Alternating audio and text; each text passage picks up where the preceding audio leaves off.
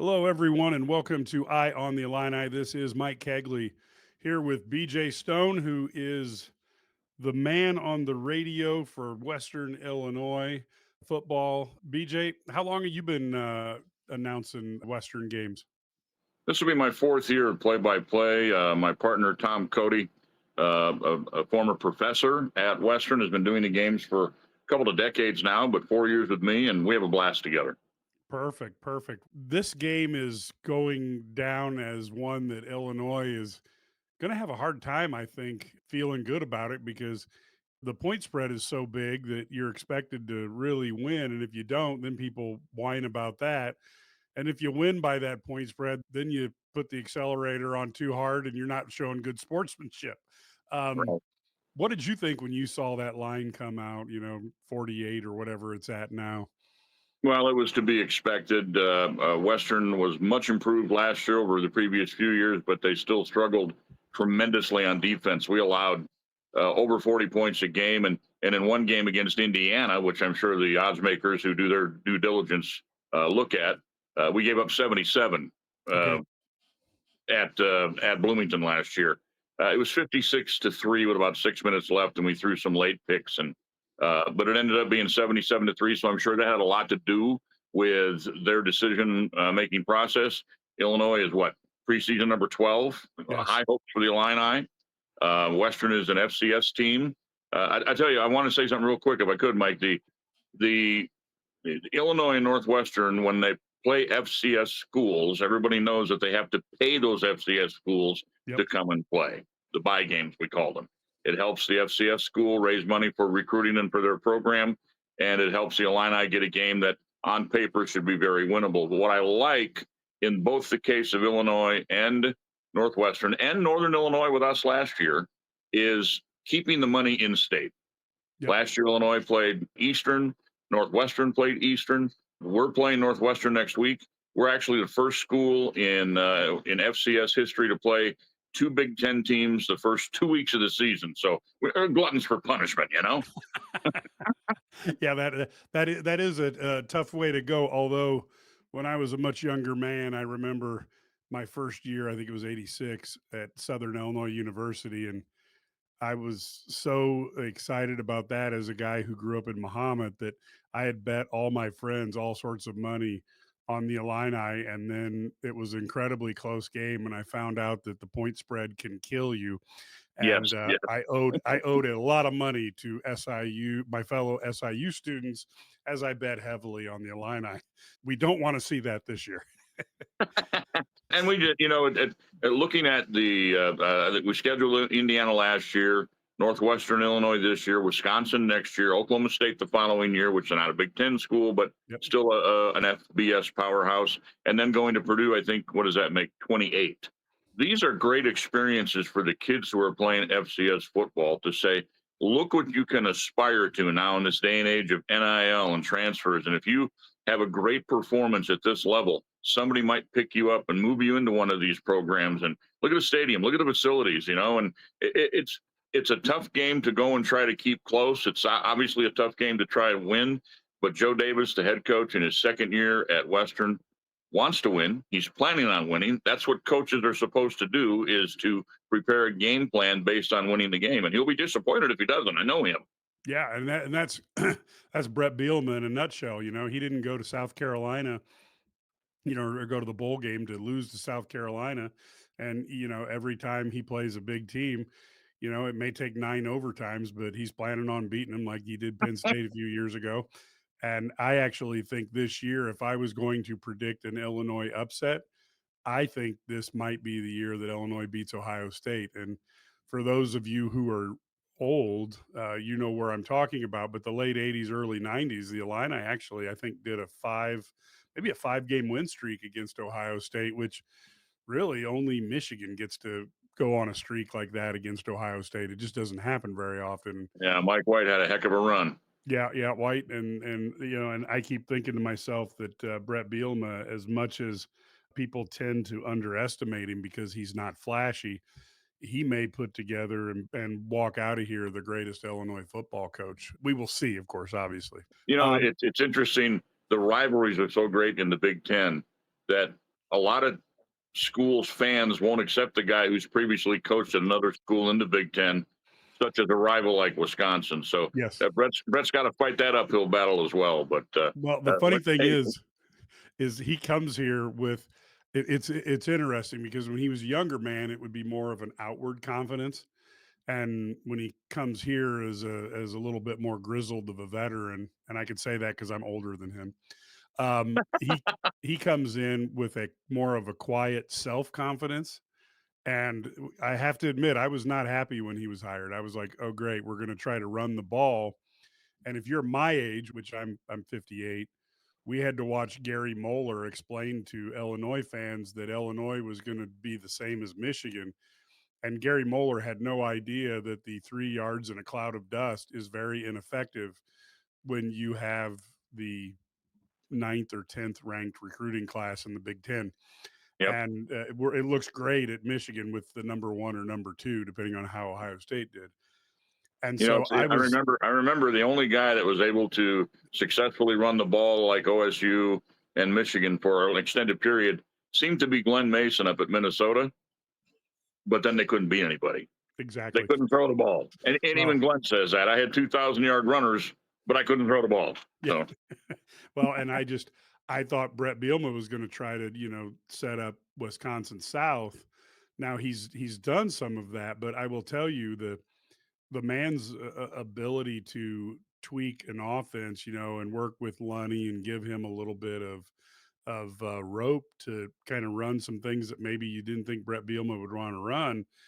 Now all of a sudden, with Bielema's trademark defense and an offense that keeps people guessing, this could be extremely interesting year.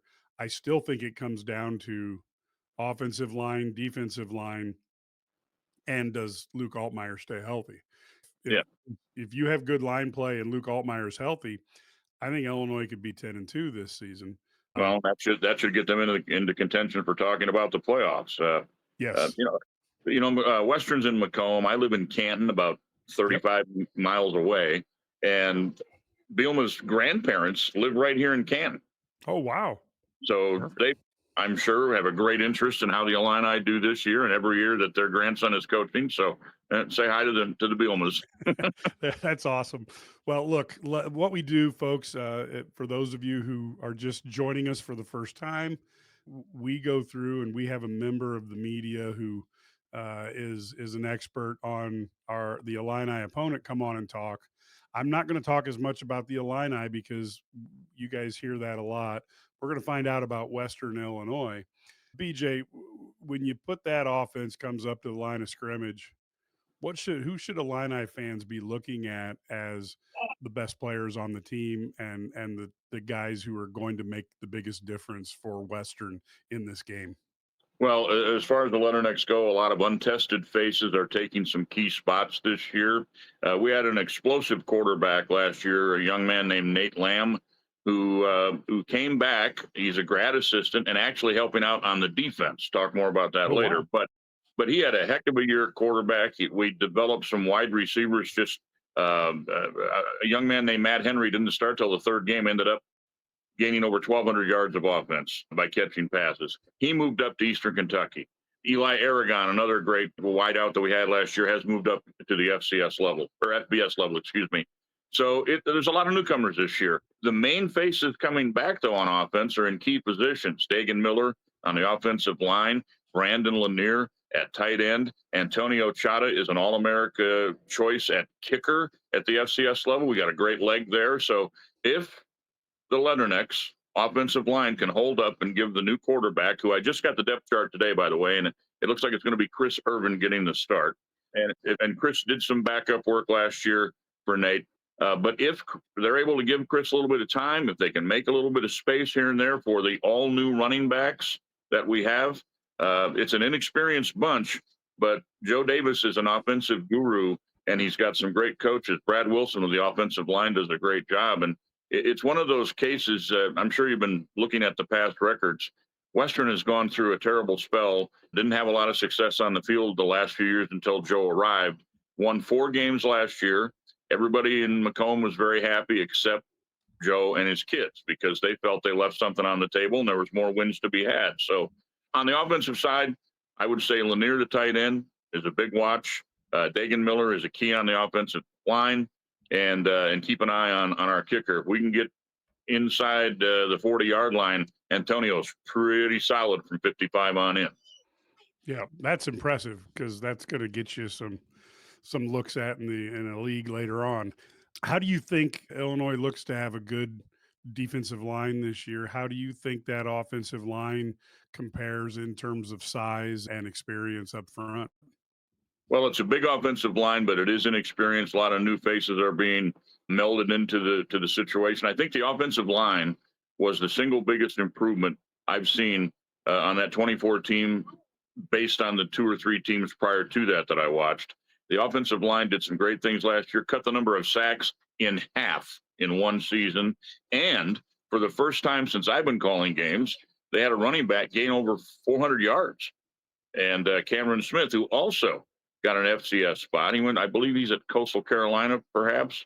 I know somebody went to Coastal, but there are guys that were on the program that suffered through a couple of 11 loss seasons that got a taste of winning last year and showed us how they could play. And this coaching staff, I think, in today's day and age, when at the FCS level, you're looking at a new team pretty much almost every year, I think they can make some noise. Now, can we make noise in week one? That's an awfully good Big Ten team we're going down to play. Well, look, and Illinois fans don't mind if you guys hold off until week 2 to make some noise. So totally good with that. That would be something that we would love to see. But week 2, don't Yeah, do it week in two. week 1. You asked about play style. Joe likes, if Joe can mix the running and the passing up, he will. But he does like to throw the ball. He's not afraid to throw the ball at any down and distance. So hopefully the Illini fans will be entertained by a team that can move the ball a little bit against them. Yeah, and how do they look out at the running back position this year? Any people there that have kind of piqued your curiosity or made you go, that guy could be pretty good? Yeah, we got a transfer down from an FBS school, St. Francis, perhaps. He's going to be the starting tailback. It escapes me right now, and I left my depth chart over on the other side of the room. But it's all new. I'm learning these guys, right? Yep. But he looked real good in practice. We have some wide receivers returning that were like the 3 and 4 wide receivers last year that are going to be very, very good. They have great hands, great moves. If they can get some separation, they can be dangerous. And we got a young man from St. Louis who was a redshirt freshman last year, didn't get a lot of time on the field. He's a running quarterback. And this is kind of a pass-oriented offense. So Antoine McKay has been moved out to wide receiver and could be, if he gets some time on the field, you're looking at a guy who can fly. You can possibly see a little wide receiver reverse followed by an option off of that. I mean, who knows what could happen? I don't know what they've practiced, and Joel will get mad at me if I say what I have seen. Yeah, But right, exactly. you know what? Anything goes in a game like this, and I look forward to seeing some new faces, new names show up for the Leathernecks on the offensive side. Okay, that'll be exciting. And then finally, are there any wide receivers that you think can stretch the field against Illinois, who looks to have a pretty good set of defensive backs this year? And how are the tight ends looking? Is there anybody there that provides a security blanket for the quarterback? Well, Brandon Lanier is about 6'2", 245. When you look at him, he's cut, he's chiseled in granite, this kid. And over the middle, he was solid. He gets his hands on the ball. He's going to catch it. He picks up a lot of yards after catch. We've got a guy named Christian Anaya who, if he's healthy, now a couple of guys are banged up, but if Christian's healthy, he can stretch the field. Antoine McKay, the kid I mentioned, there's a couple of freshmen incoming that can fly. Joe's looking at building athleticism, building up overall size, and most importantly, building depth. Because if you can go 2 or 3 deep and not lose a lot from first string to second string, you can be real effective in FCS ball. Perfect. So we've got an offense here that at least a coach who's an offensive guru. Looks like the Illini are going to need to be focused. They can't be taking this one for granted. And of course, those of us who are old enough to remember some of the old days, Illinois either scared the heck out of us when they played SIU back in the 80s, or Howard Griffith scored 7 touchdowns and made things Right. really, really, it was feast or famine there. So now that I'm covering the Illini, I'm 100% in favor of feast. Before If Chris Irvin can pick up the game as quickly as Nate Lamb did in his first year starter, Nate threw for I think it's 564 yards against Lindenwood last year. Okay. Scott Van Pelt did a big package on it at the end of that game. It was a back and forth game. There were several times where the Leatherneck offense scored 40 points and came up on the short end of the score. You turn those games around this year, and you're looking at a pretty solid team. But Western has the ability to put up points in chunks. Okay, perfect. Well, before I start talking to BJ about the defense, I wanted to tell people that we do have a new partnership that I wanted to talk for a couple minutes about. Of course, we are going to do our halftime live. That will be during halftime for those people who can't figure out my code. We will do that just like we did during basketball season. And Ked and I will be on talking about what's going on. We'll see if we can get Brad or Matt. Might be a little hard from the press box to get them to jump on, but we will try our best. And then we will have and of course that'll be on Twitter and the Illini Guys YouTube page. And then after the game, we are joining forces with STL Sports Central, and we will be on their YouTube page after the game with the Illini Central / Eye on the Illini live, and we will be talking about what we saw in the Western game. So we're looking for a exciting kind of launch of Illinois football. This is one of those seasons, and they don't happen very often at Illinois. Although I think under Brett Bielema, it'll happen a lot more often. But it's a highly anticipated football season. As you guys know, Illini fans tune in to Eye on the Illini. Since the year 1992, when John Makovic walked out, there have been maybe 3 or 4 years that we've been excited about. And Brett Bielema's been a part of those 2 of those 4 years, maybe 3 of the 5 since that time. So it's a very good sign for Illini fans. This year, I'm hoping for somewhere between 8-4 and 10-2. But this team has the talent that they could make their mark and be the first ever Illini team in the CFP. But the schedule is a tough one. And so, but we will be there all year long doing our halftime show and our post game show. And folks, keep your eyes open because there may be a pregame show coming as well. So we want to give you an alternative so that you don't have to go and listen to everybody talk about Ohio State for 50 minutes, Michigan for 10 minutes, and then go, oh yeah, Illinois plays today. So you can come on, listen to us talk about what you want to hear and what you want to see, which is the Fighting Illini. So BJ, back to this game here.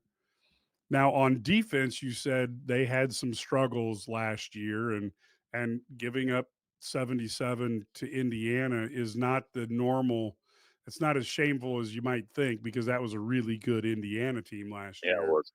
So, but have there been any improvements? Have they been able to do anything to help that defense be able to solve offenses that they'll be running up against?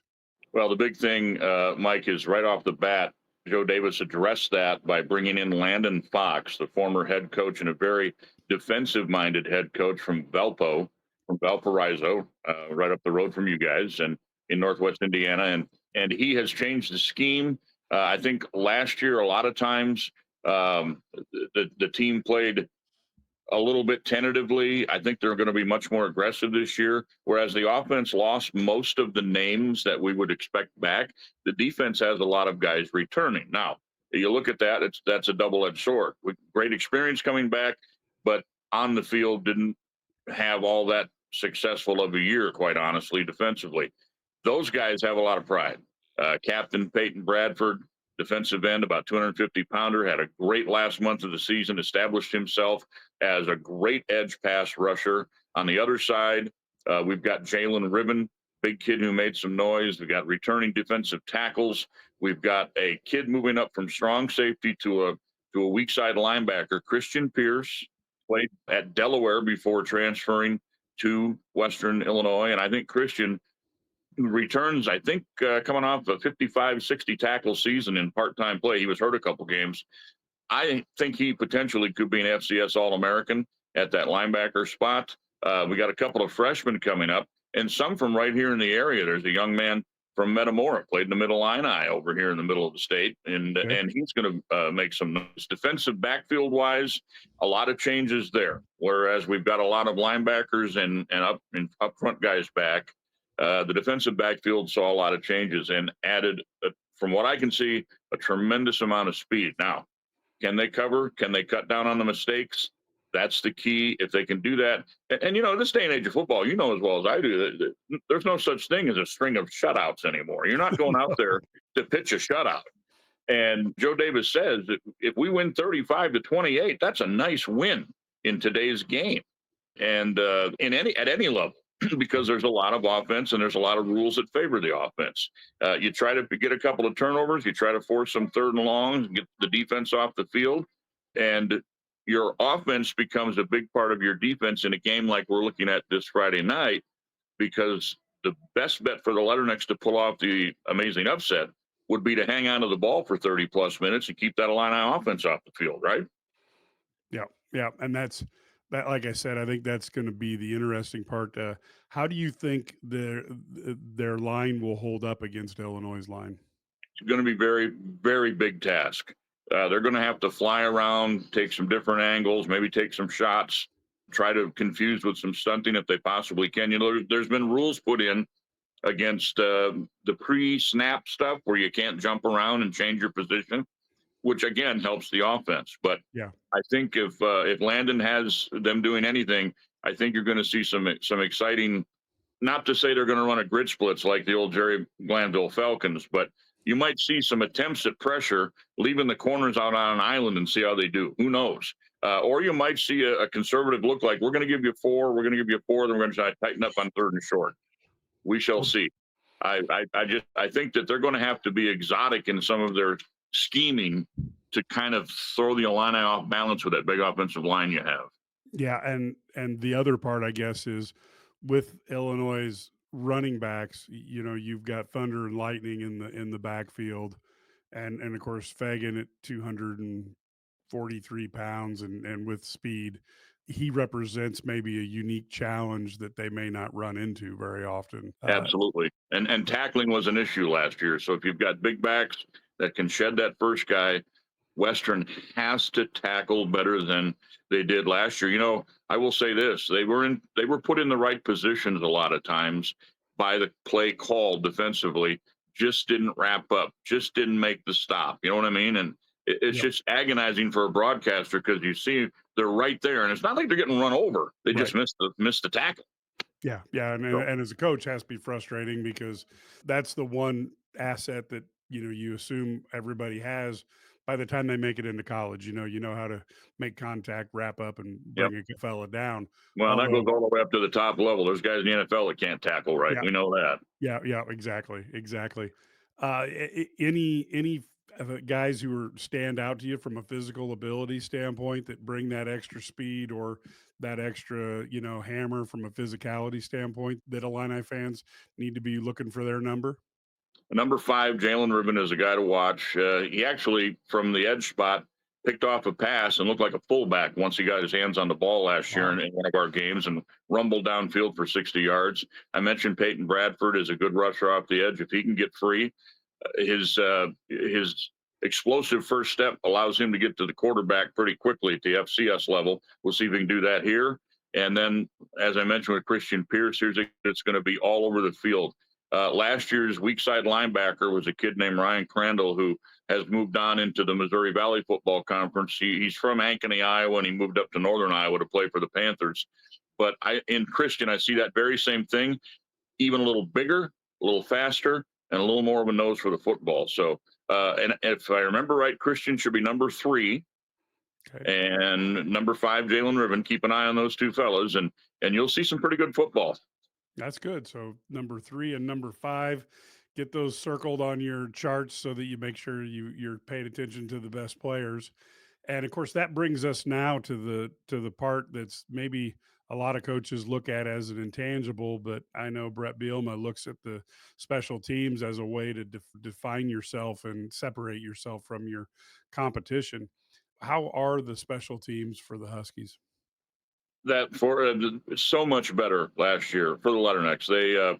They went ahead with Antonio Chada, gave him free reign to try to boot field goals from 50 plus, which in the past the Leathernecks have not had that kind of a leg. He kicks off high and deep, and our coverage was outstanding. Punting was good. We've got new punters this year. They're still battling for the job, but much like Coach Bielema, Coach Davis is heavily involved in the planning for the special teams. Josh Caraway is the actual special teams coach. They'll do some interesting, inventive things, not afraid to try to block a punt now and again. As I said, coverage was excellent last year. Directional punting was very good. Hopefully, we can get more of that this year. And if by some chance the game is close and the Leathernecks get the ball around midfield, it can maybe get one first down and push it in close. Like I said, this young fella, Antonio Chada, we get a kick out of him too. He's the broadcasters ride their buses on the road, Okay. and the special teams are always on bus 3. So we call ourselves the kings of bus 3. And Chada is fantastic. He keeps all of his teammates up. He's a great teammate. He's not afraid to stick his head in and make a tackle on a kickoff. But if you give him a chance to boot home a 50-yard, 52-yard game winner, he'll drill it. Wow, that's a strong thing. How's the punting game for the Western? In practice, looked good. Like I said, last year the directional game was very good. They didn't give up a lot of return yards, and I hope that is the same case this year. You're not going to see 50 and 60-yard punts off the guy's legs, but you'll see a 40-yard angle to the sideline, no return, fair catch kind of situation. Our net yardage was real good last year. We got some good speed on the edge. We're not afraid to use top line starters at wide receiver or defensive back to be the gunners on the punt team. So, Good. yeah, we'll have some fun with it. Any return threats that Illinois needs to be aware of? I didn't see any return game at all in practice. I don't know if Doc has seen any. We didn't break any major returns last year. It's more of a situation of trying to get decent field position. Yep. But there's a capability, depending on who's back there. If they put some of these younger guys back there and feel confident enough that they're not going to drop the football, there may be some guys that break open. I wish I could help you. I don't have enough knowledge to say anything and not look foolish.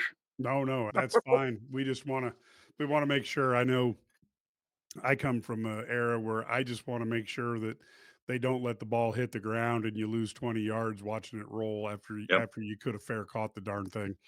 But I'm dating There, myself now. I will say this: the special teams are well coached. They won't make mistakes, and if they can make a difference in the game, well, last year I would say positively over negatively, probably 10 games to 1, and that's pretty good for any team. Yeah, yeah, that is very good. So now we get to the part where some people like to give me a score. Other people just give me what they think the game is going to play like. Coming from what you've seen, how do you anticipate this game flowing? What are the key things you're going to be looking for, and how do you think this plays out? I think the most important thing is how the Leathernecks play in the first quarter. If they come out and get punched in the mouth and give up 21 points on 3 long runs in the first quarter, it's going to be a long night, and that spread's going to come into play, quite honestly. I mean, that's the same with any team. I'm not Yep. degrading the Leathernecks in any way. But the longer the Leathernecks can keep the game close, the more dangerous they become. And the key becomes the last 5 minutes of the first half and the first 5 minutes of the second half, depending on how the coin flip falls. And you don't want to talk to me about what do they call it now? Deferring. I Yes. hate deferrals. Make a choice. You win the toss, Yeah. make a choice, right? Yep. Anyway, depending on how the coin flip falls, the Leathernecks had a couple of 2-for-1s last year where they scored late in the half, got the kickoff start second half, scored early in the third. And those can be huge turnarounds in a game. I Yep. think the perfect scenario for the Leathernecks, if they play as well as they can play, they can pull off a magnificent, unexpected upset. It might be by 1 or 2 points. If they can keep the game close and lose by 15 to 20, you can find some positives. I know Joe will Right. disagree with me. He doesn't find positives in losing, but fans do. Right. And we're fans up in the booth, right? And if things go poorly and they fall behind early, could be a long night. And then at that point, I think you're starting to look at what guys want to compete and what guys are going to play hard every play, no matter what it says on the scoreboard. Perfect, perfect. Yeah, I think this is going to be a game. I really believe the first three possessions, like you'd said, will really be the tail of the tape because if Illinois can go out and put points up each time and then force the Leathernecks to keep pace, which is a tough thing to do when you're playing, Yep. you're punching up. I think that is the best case scenario for the Illini trying to do that. It's a tough thing to do for any team at any level is to try to, to play catch up and keep up. Yep. Yep. Any final thoughts here as we start to wind down here on our first Illinois preview? This being the Western Illinois visiting the Illinois Fighting Illini. Any final thoughts that you have as we go into the game? Well, the main thing is you want to come out of this game, if you're an FCS school, healthy. You don't want to lose any guys in a game that doesn't count in your conference standings. That's early in the season, so that you want the kids to stay healthy. And the same thing for Illinois. My goodness, the last thing you want to do is lose a key player in a game against an FCS foe that is basically a tune-up type exhibition for a Big Ten school. So I hope fans in Illinois appreciate the Leathernecks. I think they're going to play hard on every down. They're going to fly around and do the best they can do. We won't be rooting specifically for the Illini this weekend, but we will the rest of the year. How's that Good. sound? Fair That's enough? good. Yeah, and folks, for those of you who pay attention to all this CFP talk, one of the things that people have talked about is not allowing teams like Illinois to play teams like Western, and that would be a financial burden for some of those teams because while these games many times can get out of hand, those do fund an awful lot of the athletic department and help a lot of good things happen. So I don't know that I would outlaw them. I might say we play, you can play one team a year, but that game is really important to those schools because, again, those funds are not easy to come by. And if you can make some dollars for a big game like this, it really helps the athletic department. Absolutely. Some people have discussed if it gets to a 40 or 50-point spread, you do a running clock like high school. I actually tend to disagree with that. And so do the coaches, even those on the losing side, because those last 20 minutes are just as important to the kids who are trying to get in third and fourth string guys to make an impression and not just let the game wane out on a running clock. So what happens on the scoreboard is one thing. What happens on the field in the locker room is totally something different. And like a kid that's a freshman, third string, thinks he's got a shot at moving up the depth chart, it could be an important fourth quarter for him. So I'm not a fan of the running clock. I am still a fan of the FBS schools reaching down to play the FCS schools, like you said.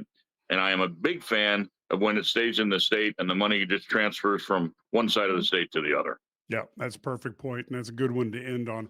Folks, if you've enjoyed this Eye on the Illini, we'd ask you, of course, to subscribe. You can subscribe to the podcast on any of your podcast distributors. You can also subscribe, right there on YouTube.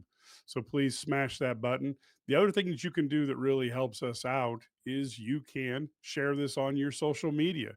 If you have a friend of yours that you know is a fan of Western Illinois and or the Illini, send it over to them. Whether you send them a text with a link or you put it on your social media page and you at somebody, but that type of growth is what we look for. It's the fans spreading out the news is what our biggest asset is. And of course, if you enjoy the Illini, subscribe to the IlliniGuys.com for only $99 a year. That's 27 cents a day.